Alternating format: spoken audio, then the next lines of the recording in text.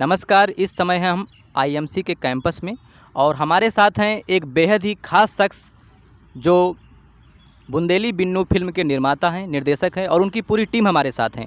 तो आज हम उनसे बातचीत करेंगे और जानेंगे कि इस फ़िल्म के निर्माण में कौन-सी चुनौतियों का सामना उनको करना पड़ा और ये फ़िल्म समाज में कहाँ तक सफल होगी, समाज में जो बदलाव हैं उनको लाने के लिए और लड़कियों को एक उचित सम्मान दिलाने के लिए।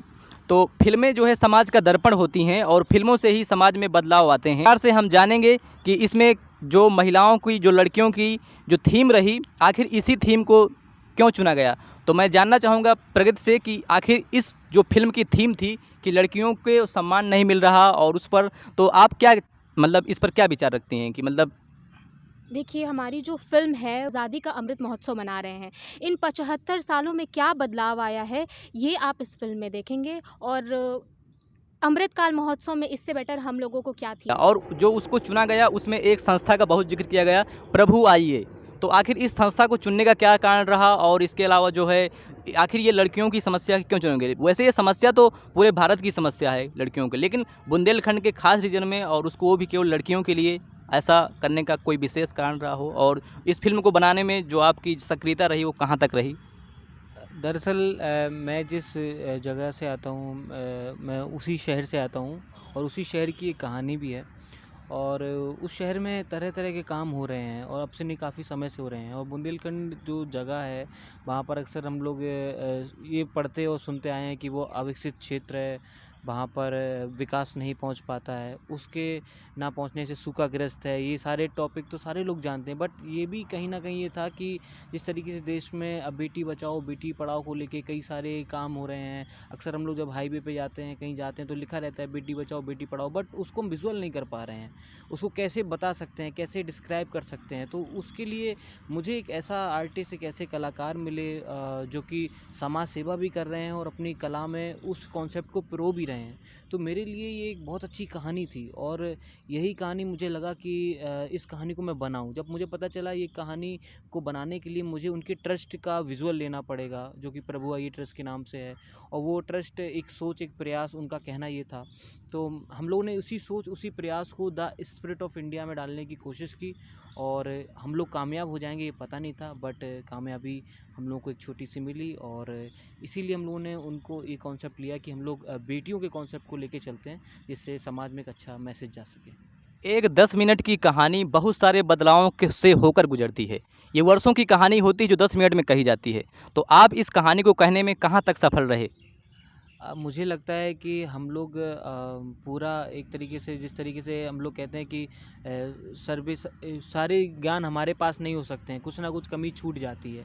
तो फ़िल्म 8 मिनट की है और उस 8 मिनट में कहीं न कहीं कुछ कमियाँ छूटी हैं, क्योंकि हम लोग पूरा बुंदेलखंड तो नहीं दिखा सकते हैं, बट ये है कि वो एक छोटी-सी जगह है।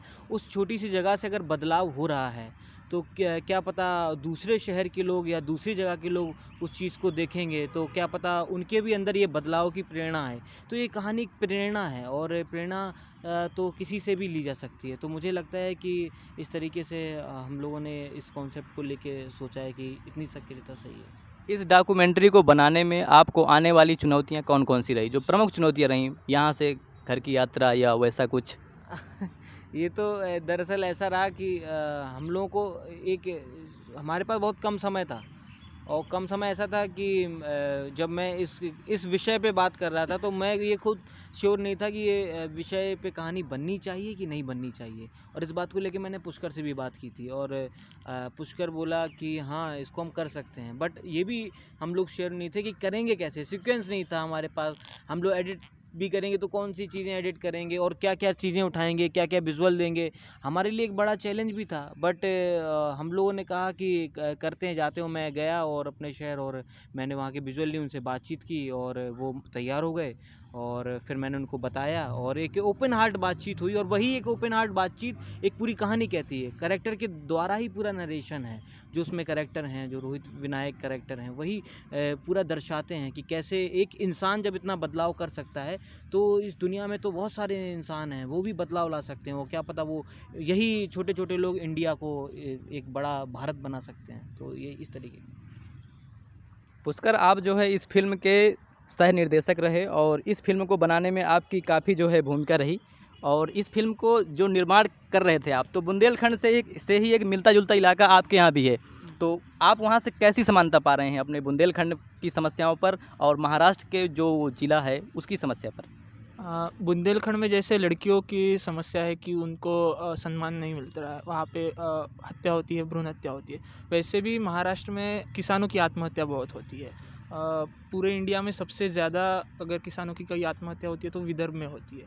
तो वो विदर्भ में समस्या है, मैंने उसको देखा है, करीब से देखा है और मैंने उसको फ़ील किया। जो बुंदेलखंड में होता है वही मैंने विदर्भ में भी देखा है। तो जब इसने बोला कि हम इस पे कर सकते हैं क्या, तो मैंने बोला हाँ, इस पे कर सकते हैं। अगर अच्छे से विजुअल्स आएंगे हम लोगों के पास तो हम इसको अच्छे से कर सकते हैं।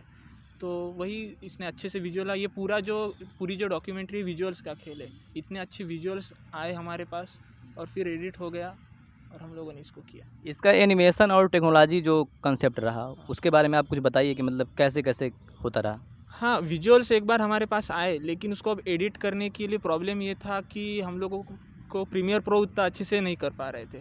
तो हम लोगों ने मोबाइल पे इसको एडिट किया। तो एडिट करते समय ये प्रॉब्लम था कि इसके सीक्वेंस कैसे लगाए। हम लोगों के पास टाइम बहुत कम था। तो पहले हम लोग ये करना चाह रहे थे कि उसको वॉइस ओवर दे और वॉइस ओवर के साथ इस कहानी को कहे, लेकिन उतना टाइम नहीं था। तो फिर हमने सोचा कि इसको रोहित विनायक जो इसके हीरो है उनके माध्यम से ही इसको पूरी कहानी को बताया जाए। तो हम दोनों ने इस पे काम किया और 2 रात हम लोग को लगे इसको एडिट करने के लिए। इसके अलावा इस टीम में और भी कई सारे मेंबर रहे, तो उन्हीं में से एक मेंबर हैं नेहा। तो नेहा जी, कैसे देखती हैं आप इस फ़िल्म को और झारखंड के विशेष परिवेश में बताइए कि मतलब वहाँ की क्या स्थिति है? झारखंड की बात करें तो वो एक आदिवासी बहुल इलाका है। तो वहाँ पर भी ज़्यादातर यही होता है कि लड़कियों को उतना ज़्यादा आगे आने का मौका नहीं मिलता है। और जैसा कि ये बुंदेली बिन्नू मूवी है, इसमें ख़ासकर लड़कियों को ये जो आइए प्रभु एक ट्रस्ट है, तो वो लड़कियों को प्रोत्साहित करने के उद्देश्य से ही उन्होंने ये काम किया है। तो ये इस मूवी के माध्यम से हम लोगों को अच्छाई दिखाना चाहते हैं। एक इनिशिएटिव है जो बहुत अच्छी है और इस मूवी के माध्यम से हम ये दिखा रहे हैं कि कहीं ना कहीं समाज में ऐसे भी लोग हैं जो इस तरह की पहल कर रहे हैं, तो उसको देखें और इससे मोटिवेट होकर और भी लोग इस तरह की पहल करें। तो ये समाज में एक अच्छा हम दृष्टिकोण देना चाहते हैं। इस वे में हमने इस मूवी को देखा है। और झारखंड में इसके अलावा देश के किसी भी राज्य में जहाँ के हर एक जगह पे महिलाओं को अप्रिसिएट करने के लिए ये काफ़ी मोटिवेशनल मूवी है, मेरा ऐसा तो मानना है। बुंदेली बिन्नू देखकर आपको कैसा लगा? मतलब बुंदेलखंड के बारे में आपने क्या जाना, क्या समझा, किस प्रकार से जाना? जैसा कि इसमें बताया गया है कि पहले जो है वो वहाँ पे लड़कियों को अप्रिसिएट नहीं किया जा रहा था। उसी चीज़ को देख कर के ये प्रभु आइए ट्रस्ट बनाया गया और वो लड़कियों को अप्रिसिएट कर रहे हैं। उसमें जिस तरह से वो लड़कियों के जन्म को लेकर के उसकी फैमिली को इनकरेज कर रहे हैं, तो ये काफ़ी एक बहुत बढ़िया इनिशिएटिव है, मेरा ऐसा मानना है। और देख कर के काफ़ी अच्छा लगा कि ये समाज में एक पॉजिटिव मैसेज दे रहा है। इसके अलावा इसी टीम की मेंबर रही हैं पूजा, और पूजा जो है इस फ़िल्म के लिए काफ़ी मतलब सपोर्ट किए और काफ़ी अपने विचार दिए। तो पूजा, इस फ़िल्म के माध्यम से क्या-क्या बदलाव आएँगे और मतलब जो बदलाव आते हैं फ़िल्मों के माध्यम से कैसे बदलाव, जैसे केवल इसी फ़िल्म की बात नहीं हो रही है, कई सारी फ़िल्में हैं, लड़कियों के बारे में बहुत सारी फ़िल्में बनती हैं, तो उससे क्या समाज में बदलाव आते हैं? हम लोग सोचते हैं जैसा कि जन्म से ही बच्चियों को अगर हम ज़्यादा से ज़्यादा सम्मान देंगे तो आगे चल के सम्मान उनको और समाज में होगा। इस समय मौजूदा हालात आप देख रहे हैं कि बेटियों को ज़्यादा से ज़्यादा हत्याएं हो रही हैं, रेप हो रहे हैं। इन केसों को ध्यान में रखते हुए हम इस फिल्म को ज़्यादा से ज़्यादा इसलिए कि जन्म से ही उनका पैर जो हम लोग देते हैं तो उसको किताबों पे रखते हैं। पहले बच्चों का जन्म होता है तो उनका ज़मीन पे पैर रखा जाता है, लेकिन इस फिल्म में हम ये देख रहे हैं कि ये सम्मान हम उनका जन्म से ही दे रहे हैं। तो आगे इसका ज़्यादा संदेश रहेगा लोगों को समाज में बढ़ावा देने के लिए। और बेटियों को वैसे शुरू से ही हमारे समाज में बहुत ज़्यादा नीची बुरी दशा से दिखाया जा रहा था, तो हम इस फिल्म के माध्यम से ये सोच रहे थे कि और आगे बढ़ावा हो सके। वैसे तो बहुत सारे समाज में काम चल रहे हैं, बहुत सारे ये प्रभु आइए जैसे बहुत सारी ये सब संस्थाएं चल रही हैं, लेकिन हम लोगों ने सोचा कि इसको दिखाएं। और उत्तर प्रदेश में बुंदेलखंड एक पिछड़ा इलाका माना जाता है, तो वहाँ का संदेश ज़्यादा से ज़्यादा मैसेज देगा ये लोगों को आगे बढ़ाने के लिए, महिलाओं को। फिल्म के निर्माण से लेकर और इसके प्रोडक्शन तक और इसको दिखाए जाने तक ये फिल्म आईएमसी फिल्म फेस्टिवल के द्वारा भी पुरस्कृत हुई। तो मैं इसके निर्माता और निर्देशक जो है निखिल वर्मा से जानना चाहूँगा कि इस फिल्म को मतलब पूरी तरह से सेलिब्रेट किस प्रकार से कर रहे हैं और कैसे मतलब खुशी महसूस कर रहे हैं कि ये फिल्म इतनी मतलब सक्सेसफुल रही और आईएमसी फिल्म फेस्टिवल में पुरस्कृत हुई।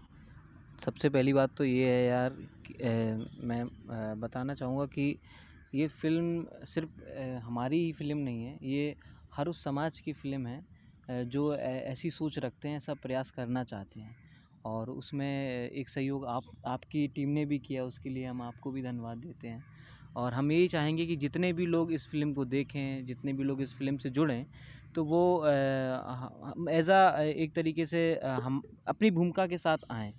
जैसे आप अपनी भूमिका के साथ आए हैं, तो ख़ासकर अगर सेलिब्रेट करने की बात है, तो हम लोगों को जब ये पुरस्कार मिला, तो ये दरअसल हमारे उस विधा का पुरस्कार है जिस विधा में वो लोग पारंगत होना चाहते हैं।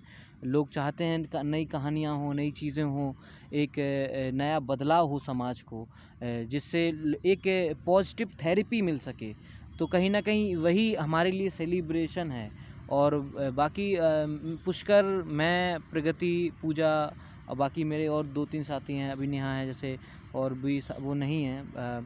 तो वो हम ही लोगों का यही मानना था कि यार हम लोग ऐसा कुछ करते हैं जो कि इंस्पिरेशन हो, एक प्रेरणा हो, एक सीखने वाली चीज़ हो और हम लोग भी उससे सीख सकें। और वही हम लोगों ने सीखा है कि आज हम लोगों को अगर वो क्रिटिक चॉइस अवार्ड में इसको जब मिला, तो हमारे लिए यही सबसे बड़ा सेलिब्रेशन है कि हम इसको और आगे बढ़ाएं और भी नई चीज़ें लाएं। यही हमारा सेलिब्रेशन। आप जैसे कलाकारों के लिए बहुत सारे मंच उपलब्ध नहीं होते जहां अपनी प्रतिभा दिखा सकें, तो आप मंचों के बारे में क्या कहेंगे? मतलब कैसे मंच प्रदान किए जाएं, कैसा हो कि मतलब आप जैसे कलाकार भी उभर कर आ सकें सामने? दरअसल मंच क्या, मुझे ऐसा लगता है कि अगर मैंने अभी तक ये सीखा है कि अगर आपके अंदर प्रतिभा है, आपके अंदर कला है, आपके अंदर, तो वो कहीं न कहीं आपको काम आएगी। और ऐसा नहीं है कि संगीतकार के लिए सबसे बड़ी चीज़ हो स्टेज हो तभी वो गाएगा। संगीतकार उन आंगनों में भी गाता है जहाँ सूनापन होता है, वो उसका काम भरना होता है। ऐसे ही हमारा भी, अगर हम लोग कहीं पे हैं, कहीं जा रहे हैं, तो अगर हमारा बनता है कि उस समाज में, उस अंधेरे में अगर हम एक दिए जलाने वाला काम कर सकें, तो हमें प्लेटफॉर्म की ज़रूरत नहीं है। और हम लोग ये दिया हर एक उस नुक्कड़ पे जलाना चाहेंगे, और यही हमारा कहना है। आपकी फ़िल्म 8 मिनट की है। मैं चाहता हूं कि आप अपनी फ़िल्म का संदेश 2 लाइन में बता दें कि मतलब क्या संदेश रहा इस फ़िल्म का? हमारी फ़िल्म का संदेश यही है, हम लोग की फ़िल्म शुरुआत महात्मा गांधी के विचार से होती है और ख़त्म भी उनके विचार पे होती है। और वो यही है कि इस दुनिया में कई सारे रंग हैं, रूप हैं, भेद हैं, धर्म हैं, सब कुछ है, बट कहीं ना कहीं सबके अंदर एक इंसान है। और वो इंसान खुशी बांटने वाला होता है, वो इंसान लोगों को प्रेम देने वाला होता है, वो इंसान लोगों को सेवा करने वाला होता है, वो समाज में बदलाव लाने वाला होता है। उस इंसान को कभी मरने मत दें। और ये फ़िल्म का संदेश यही है कि एक इंसान जो कि बड़ी छोटी जगह से आता है और वो इंसान लोगों में किस तरीके से बदलाव लाने का काम कर रहा है। तो क्यों ना हर एक इंसान, मैं, इस दुनिया से जुड़े हुए जितने भी लोग हैं, वो भी बदलाव लाएं। और यही इस फ़िल्म का संदेश है कि एक जो इंसान आपके अंदर है, जो सेवा करना चाहता है, जो प्रेम करना चाहता है, जो कुछ सफलता पाना चाहता है, वो हमेशा जुटा रहे, करता रहे, और करत करत अभ्यास से जड़ मत हो सुजान। यही है हमारा संदेश। तो ये थी फ़िल्म, और इस फ़िल्म में ये रहा कि इस फ़िल्म में ये दिखाया गया कि मतलब क्या नहीं हुआ है और क्या हो रहा है। बहुत सारे कार्यक्रम चल रहे हैं भारत सरकार की, बहुत सारे बेटी बचाओ बेटी पढ़ाओ, तो अभी तक के क्या सकारात्मक बदलाव हुए हैं और समाज में आगे क्या बेटियों के लिए विशेष मतलब होने वाला है और क्या क्या बदला है। तो प्रगति किस प्रकार देखती हैं आप जो है कि मतलब क्या क्या बदलाव हुए पहले की अपेक्षा लड़कियों की? केवल बुंदेलखंड की बात नहीं है, केवल जो है पूरे देश में, मतलब क्या क्या बदलाव हुए पहले की अपेक्षा? आप कंक्लूड करिए 2-3 लाइन में। रावेंद्र, हम सभी लोग जानते हैं बेटियों की सिचुएशन क्या थी। अब कौन सा सेक्टर है, आप मुझे बताइए, कि जहाँ पर बेटियाँ नहीं हैं। आप एक सेक्टर का नाम लीजिए, नेवी तक लड़कियाँ पहुँच चुकी हैं। तो ये बदलाव हुआ है हमारे इस देश में। तो ये थी हमारी सामान्य बातचीत जो है बुंदेली बिन्नो फिल्म की पूरी टीम के साथ और उनके निर्माता, निर्देशक, सह निर्देशक के साथ। और ऐसी बातचीत का मकसद ये था कि ऐसे फिल्म और ऐसे कलाकारों को एक सही मंच मिले और उस मंचों पर इनका सही प्रतिभा का पूरा प्रदर्शन हो और ऐसी फिल्में बनती रहें, समाज में जागरूकता आती है और समाज में जागरूकता आने से ही समाज में बदलाव भी आते हैं। फिल्में समाज का दर्पण होती है और यह समाज फिल्म का दर्पण होता है, दोनों एक दूसरे के पूरक हैं। कैमरामैन रोहित अग्रवाल के साथ मैं राबेन सिंह, रिपोर्टर भैया टीम, नई दिल्ली।